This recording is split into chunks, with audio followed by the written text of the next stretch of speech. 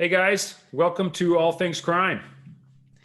Hey Jared, how's it going? It's going awesome. Hey, appreciate you guys coming on. And for those of you that don't know, Lance and Tim here from Crawlspace Media are the epitome of podcast gurus. So anything you guys ever want to know about podcasting, these are the guys to contact. Wow. Wow. Thank you, Jared. That's very kind of you and very generous. It was a very generous compliment. It also happens to be the truth. So let's get into this, guys. So why don't you briefly introduce yourselves and talk about how you got into podcasting?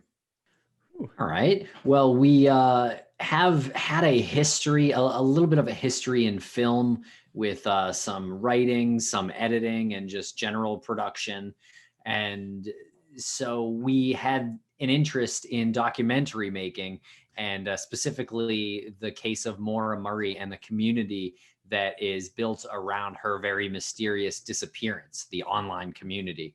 And really, there's a lot of interesting people who follow the case and write about the case.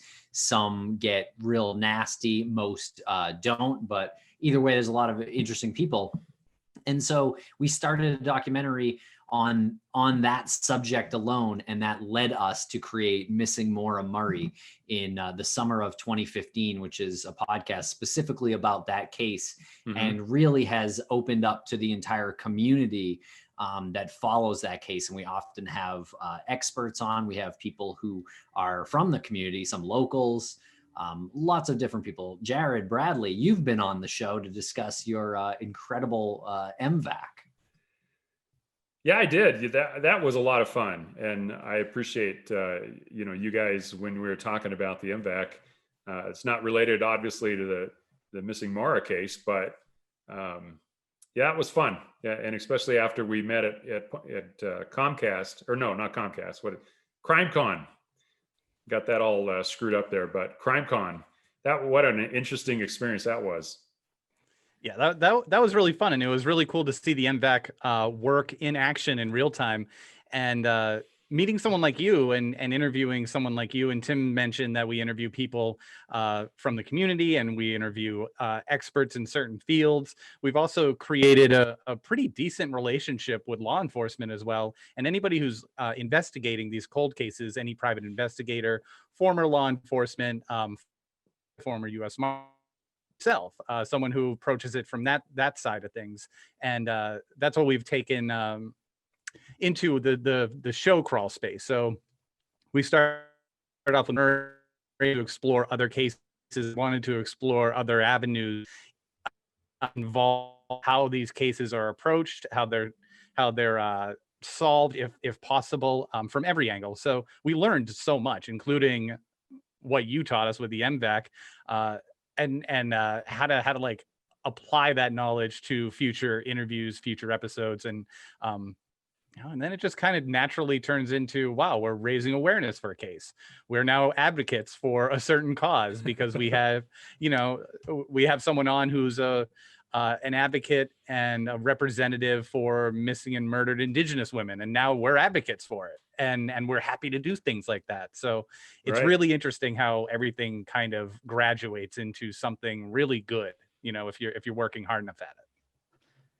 Yeah, and like you said, Lance, we're at a point where we really want to try to make a difference, and that's why we want to speak with you and let everybody we can possibly know about MVAC, and also private investigations for the missing. We joined the board of a nonprofit in the hopes of bringing closure to cases like you do.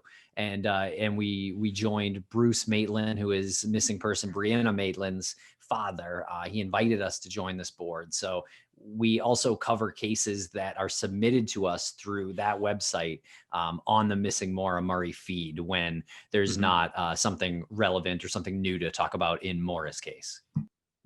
Oh, that's awesome. To me, that just shows how much everything is actually tied together. So in discussing cold cases, especially, or missing cases, things like what you guys normally talk about, how does broadcasting it out there and getting it out onto a podcast has that, or how does it help solve cases? Yeah, great question. I don't know if it's We don't have any personal experience with a case actually being solved, but we have seen how the cases come together, and we have seen how family members and law enforcement work together, and also how they work with the media and how they work with the community. But we know peers who are in the industry as well who have experienced one of the cases that they've covered extensively get solved. And how the podcast genre helps in that way is, once you record the episode, if you have an episode on with someone who's investigating a cold case, and then you have an episode on with a family member of the victim, and then a journalist, and then a friend, and then you've stockpiled like 6 of these episodes, and you're constantly reminding your listeners, just occasionally sending out a social media blast saying, the case of this cold case is, make sure you catch up on this, make sure you catch up on this. It's always keeping it in the public eye, in the public profile. On top of that, there's really cool things you could do with geo-targeting. If you want to make sure that your podcast is reaching an area where you think there might be some sort of clue, some sort of person of interest that would be listening.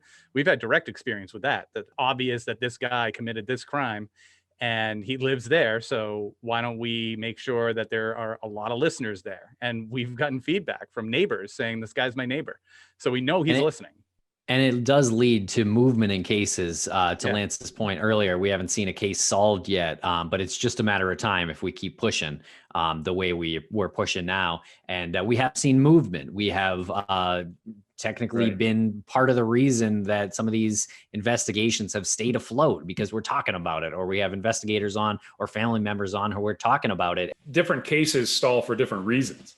Some cases stall because they just run out of leads, which I would think a podcast would be just absolutely crucial for that kind of thing, because you're getting information out there. People that may not otherwise know about the case, or, like a neighbor or somebody, say a suspect has moved to a completely different community, and a neighbor knows this guy and something was up with him, and they were able to call back to the original agency and say, hey, something's going on with this guy.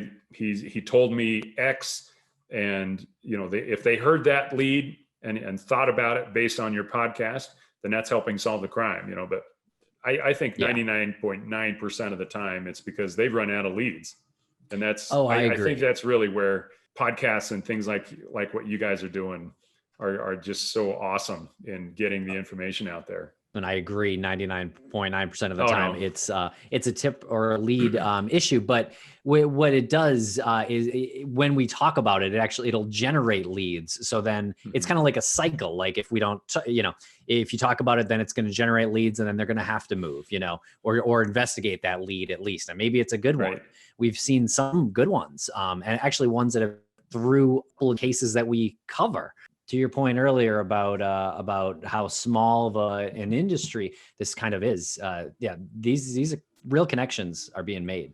No, to finish my thought, because I have a habit of doing that, not finishing my thoughts. So I think the other reason that a lot of cases go cold is because the technology hasn't caught up enough that enables the agency to process a piece of evidence, or maybe a fingerprint isn't in the database. There's always multiple parts that are moving on a constant basis. And sometimes they just, like you said, they just need a little nudge. And what moves them forward might be, they heard about the MVAC on the Crawlspace podcast. And they're like, holy crap, maybe that technology might work on my evidence. And they process it somewhere in a lab that has an MVAC, and then off they go.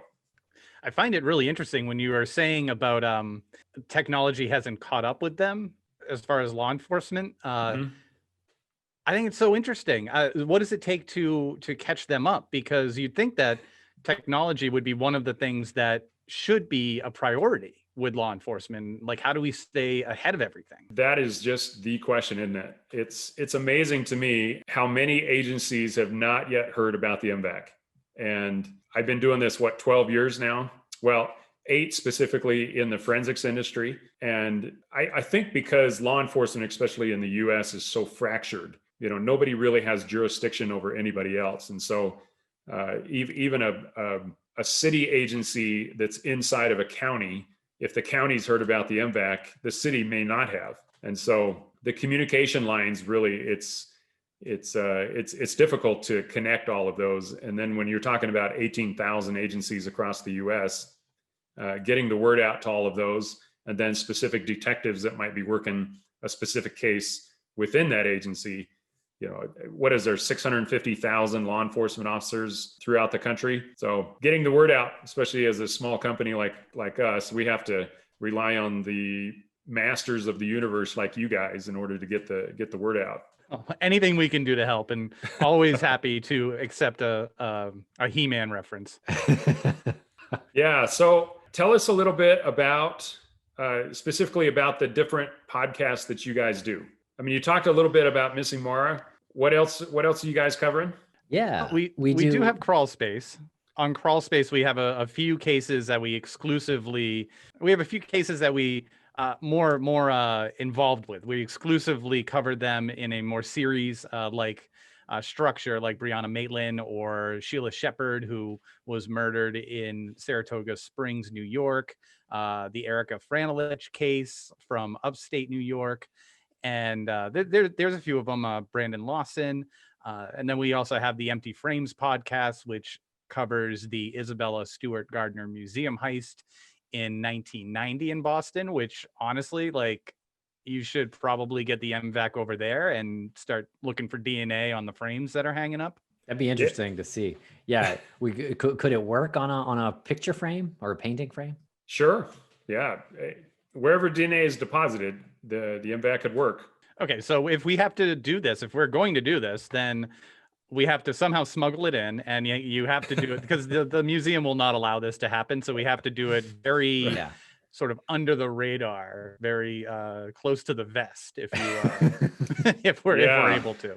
A stealth investigation via podcast and MVAC. Yeah, there's nothing could go wrong with that. No, not at all. Not in the museum. So just out of curiosity, how would you arrange something like that? If a museum were to contact you, or if you know about this, like let's say you wanted to contact the Gardner Museum, would you just shoot them a phone call or something and say, I am volunteering to use my machine to get DNA off of those frames that are still hanging up? And then give to Tim and Lance? Yeah, well, I'm not exactly sure, to be honest. I think what would have to happen is whatever agency is over that particular case would need to request it. The biggest problem with any kind of evidence collection is the chain of custody. So, if we were to sneak into the museum and take some samples, we could certainly do that, although I'm not advocating it, just so any law enforcement that's actually listening doesn't think that we're trying to actually make that happen. But I would think, say it's Boston PD, if Boston PD actually wanted to apply this new technology to that particular case, then, they could coordinate with the museum. But the biggest thing we'd have to make sure of, for example, if we want to get into the specifics of how the MVAC might be used on a picture frame, is first of all, we'd have to secure the picture itself, make sure that, because it's a wet vacuum, can't really use that on an old painting carelessly, let's say. That would be a bummer. But right. Well, no worries in this case, because it's just the frames that hang, and it is the Boston office of the FBI that is technically holds the jurisdiction. Yeah.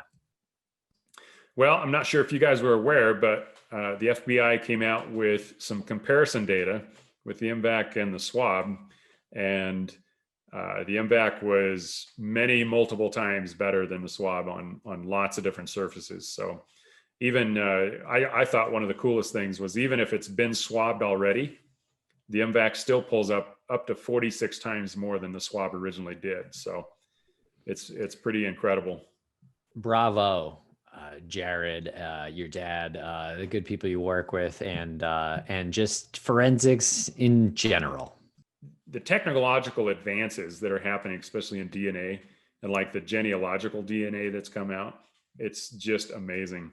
All of that stuff, it all starts with sampling on the front end, the collection step on the front end. And that's really our space. And there really hasn't been any real advances other than the MVAC in the collection.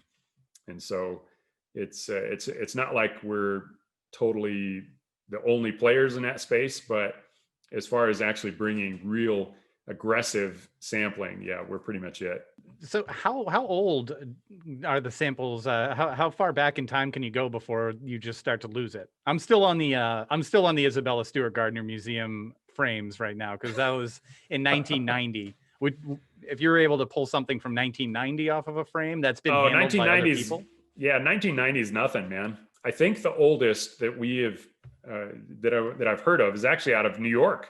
I think it was Albany. And they solved a case where they got DNA off of some clothing items, if I remember, that was 56 years old. So something like 1970, 1975 or 1974, something like that. They still got a viable profile. So if the evidence is stored properly, if it's in like a dry, cool evidence locker room, something like that, DNA will last a long time. So I would think in a museum, I'm assuming that's where the picture frames still are. Are they still hanging up, or do you guys know? No, the picture frames are still up in the museum, which I believe, I don't know if it was climate controlled in 1990. I think it was, but it's climate controlled now. I mean, you'd have to have it climate controlled just so those paintings don't deteriorate. I think it's a pretty good setup there for DNA preservation. Oh, yeah, sure. I wonder how many people have touched the frames over the years, though. Like could visitors, I mean, I know you're not supposed to, but theoretically a visitor could walk in and just touch it. Yeah, an alarm would go off and then they would back away, but you'd still touch it. Would it? I don't know. This is the Gardner Museum we're talking about. Oh no, they have the motion alarms. I've got called out on it a couple times. Oh, okay, but we know who the director of security is over there. You sure about that? He was probably watching me on the surveillance and was just like hitting the dummy alarm, like Oh, that's what it was. Yeah.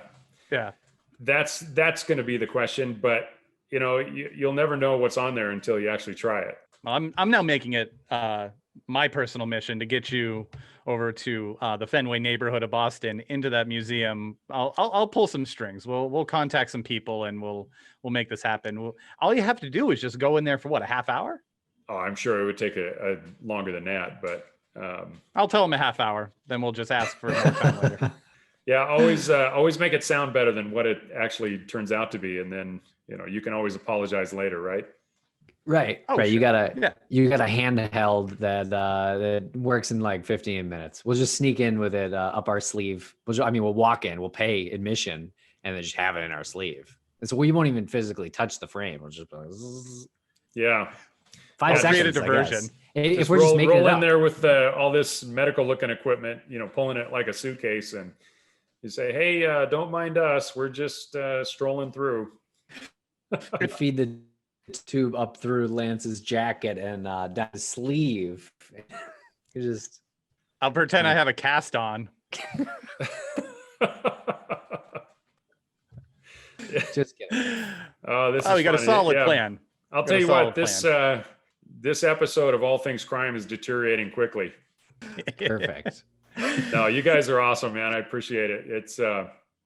It's one of those things that I want. My goal is to give people a broad perspective of everything that has to do with crime and investigations. And obviously, with what I do, we want to focus a lot on DNA.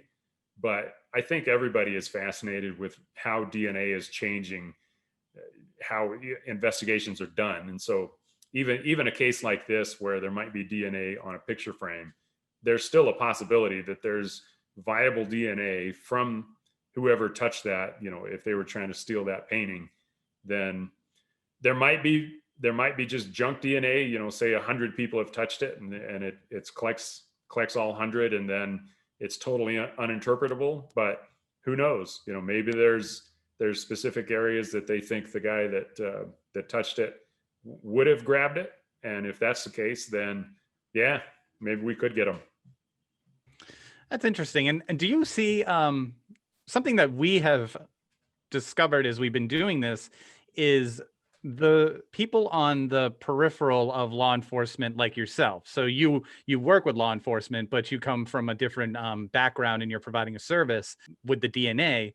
We've also met somebody, her name's Kelly, and she's a super recognizer. And what she does, she's part of Super Recognizers International, and they're out of London, I believe. And she scored the highest out of the 6 million applicants that they have ever received to be accepted into Super Recognizers International. And what she can do is recognize a person's face just by, it's almost like a gut instinct. And you have to take this extensive test, and she scored the highest. And we talked to her, and now we're working with her kind of on an unofficial level. If anybody sends in a picture of somebody that they think is a missing person, we'll forward that to her with the actual picture, and she's able to look at it and tell us. And it's it doesn't even have to be like a current picture. She's able to decipher if this is the same person, even if it's like 20 years old. So I feel like people like her, people like yourself, Wow. the folks at Othram Labs who do DNA as well, Mhm. I feel like they're like renegades. Do you see it like that? Like you're part of this renegade group that you almost have to overcome that initial like foot in the door with law enforcement and say, you're bringing you're bringing something that looks like a wet vac, and then you have to tell them, no, this is actual like DNA extraction here. Is that, do you ever feel like you're a renegade, like you're operating on like the fringes of this and sort of like a superhero? A renegade superhero. Can't say that I've actually thought about that particular title, I guess, but it's interesting that as we have delved into this whole process and trying to start from just nothing. Yeah, nobody had really heard about a wet vacuum used as a DNA collection tool prior to us getting on the scene, and so we literally are trying to pave our own path into the forensics market, and it's been a long educational process. So getting people to get, there's a couple of things that would prevent somebody from trying something new. One is they're totally comfortable with what they've always done, and nobody likes change, right? There's that, plus nobody wants to be first. So when we first started in this market, we had lots of data collecting E. coli and salmonella and bacteria type things, but we had very limited data talking about collecting DNA. And there's lots of different types of DNA. There's everything from blood to saliva to semen to skin cells. Those are the big four that you're primarily looking for. But you have to have data sets and proof that it works in all four of those areas. And so when we first started moving into this market, we were looking at, okay, so first of all, who is our main target? Who is it that we really want to start with? Is it crime labs? Is it detectives? Is it crime scene investigators? Who is it that we want to focus on? Who can help us move this thing forward? We knew it would work. We just didn't know how we could prove it that it could work. And so when we first started, everybody was like, yeah, that sounds great, but I'm not going to try it on my case. Go have Jim over at the next agency working on his case first, and then let me know how that works out. And so, Was that because they thought that it wouldn't work and it would damage evidence? well, a lot of this evidence, you only got one shot. If you're collecting everything that's off of there, all the DNA that's on a shirt, for example, and you're using a new method that's not proven, and it screws it up, how are these guys going to actually go to their supervisor and say, hey, that really high profile murder that we've been trying to solve for 20 years? Yeah, I jacked it up. So nobody wants to have that conversation. So it took us a long time, and it started with cases that had reached the dead end. They had done everything they could possibly do. Everybody knew that there was really nothing to lose by using a new piece of equipment. And, data like from Boston University really helped a lot too. So when we first started this thing, we were looking at agencies, not just agencies, but also universities that had a really good reputation, like Boston University, UC Davis, Cedar Crest, all of these forensics universities that have really good programs. And they started producing data, but a lot of those, especially when a university is doing it, it takes a long time to produce that kind of data. So it's been a long, hard road, but you know what? Now that we're here, we've kind of made a name for ourselves. It's getting out there. More and more agencies are hearing about it. And so I think we're finally up over the hump, if you will, but it's been a long road. Well, I mean, you're certainly a superhero in our eyes, and there's so many cases. You know, it's not like there's a shortage of unidentified human remains in various facilities, in various law enforcement facilities across the country. There's so much that MVAC can do. So getting over that hump is pretty important. I'm not sure what what the last number is, but my understanding is there's something like 220,000 cold case homicides, just homicides throughout the United States. So yeah, there's plenty to do. Yeah. Well, it's a really incredible. When we met you, I remember using the MVAC when we met you at CrimeCon, and just like blown away at how straightforward and user friendly it was. You know, it's nothing people should be intimidated. If you're a police officer, if you're in some division of law enforcement, this is nothing you should be intimidated by. We know people who are in law enforcement who are intimidated by using the internet. You know, it's old school. You know, they're just not technologically savvy by choice. And this is like, if you can use a vacuum, right? Like if you can use a wet vac, you can use this. That's by design. And I was blown away when I first saw that. I was blown away. Pretty much, if anybody can use a carpet cleaner, then they can figure out how to do the MVAC. And I typically train people in about one day. You know, there's some of the larger agencies that have multiple, well, like Miami PD, for example, they have so many CSIs that had to be trained. It took 2 days. But most agencies are small enough that, or focused enough, like say they just identify 6 or 8 crime scene investigators that are going to specifically use the MVAC. I can train them in one day. And after that, obviously it's a perishable skill. You know, you can't just get trained on it and then 2 years later fire the thing up and think that you're going to be an expert. But at the same time, it is simple. And there's some little things that we've learned over the years on exactly how to make it so it's the most effective, positioning your hand and little things like that. But for the most part, yeah, it's a medical grade carpet cleaner, and you put it down on the surface, you turn the solution on, and you vacuum up the DNA.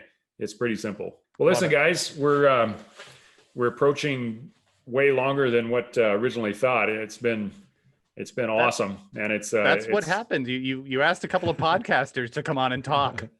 Right, podcasters being able to talk for an hour. That's a new concept, right? Yeah, it's a lot of fun. Yeah, we enjoy it. Well, I think we need to pitch like a Netflix show in the vein of Mindhunter with you. You know, going around to different police departments across the country and training them, and then you know someone takes you aside in the parking lot, and they're like, "We got this case. We need you to look into it." And then you're like, "Okay, I got these podcasters that can talk about it." And then then the show writes itself, really. Yeah. All right. That's the mind bender concept that you're coming up with. Yeah. Well, we'll workshop it.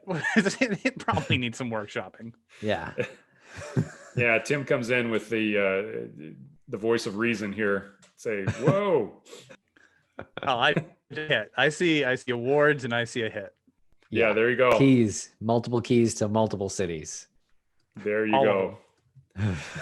All right, guys. Well, hey, the beautiful thing about these kind of broadcasts and videocasts and podcasts is that you can always do it again. So I definitely want to, especially if we have a specific case that you guys want to talk about, I would love to have you on again. Oh, for sure. Great. Thanks a lot. Love to come back. We really appreciate it.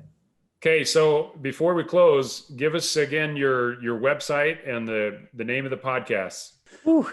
The website, Crawlspace-media, the podcasts, Crawlspace, Missing Maura Murray, Empty Frames, but really we have a whole network of shows and you can find all of them on the website. Sweet. And I will add a link to this when I post it. So we'll let you guys know. Hey, appreciate you coming on. Thanks a lot. Yeah, appreciate you asking us. Thanks so much. Yeah. Oh, my pleasure. We'll talk to you guys later.